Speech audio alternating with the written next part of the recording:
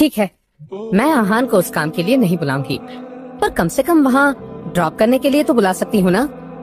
यामिनी ने कहा।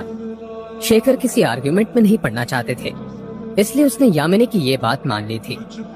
यामिनी ने आहान को कॉल किया और कहा, आहान, मैं और शेखर स्प्रिंग कॉर्पोरेशन के सेल्स ऑफिस जा रहे हैं। तुम्हारे पापा अभी भी ठीक से नहीं चल पा रहे हैं, तो तुम कार लेकर आ जाओ। ठीक है। आहान यामिनी की मदद तो करना नहीं चाहता था, पर ये बात शेखर की थी। वो उनकी बहुत इज्जत करता था, ट्रेनिंग स्टोरी ग्रुप इसलिए उसने मना नहीं किया। पर और भी कुछ देर में शेखर तैयार हो गए और आहान भी वहाँ पहुँच गया ज्वाइन कर लीजिए। आहान अपनी ऑडी लाया था, एपिसोड जो शनाया ने उसे गिफ्ट की थी। आगे पैसेंजर सीट पर शनाया बैठी थी और कार ड्राइव आहान कर रहा था। ऑडी देखकर यामिनी ने कहा, आज लिमोजिन क्यों नहीं रेट पर ली तुमने?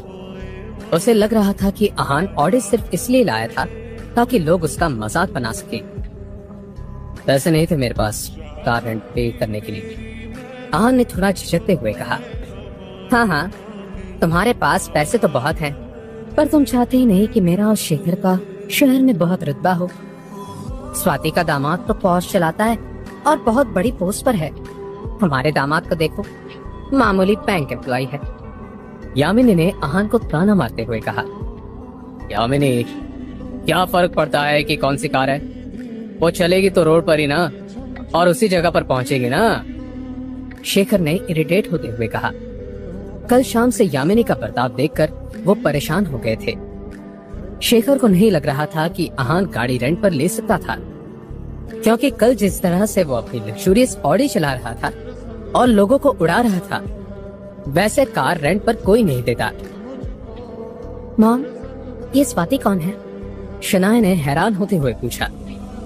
यामिनी ने उन्हें पूरी बात बताई जो उसने शेखर को बताई थी।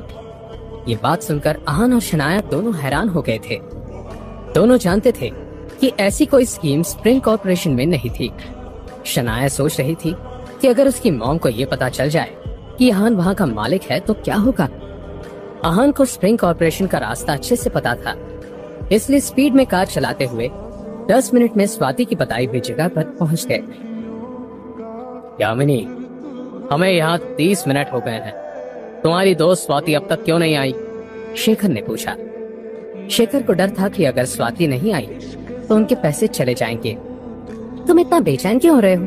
स्वाति बिजी औरत है, कभी कभी देर हो जाती है यार, यामिनी ने कहा। तभी वहाँ एक पॉर्श गाड़ी आकर थी। उसमें से एक आदमी निकला जिसने अरमानी का महंगा सूट पहना हुआ था। उसने कहा,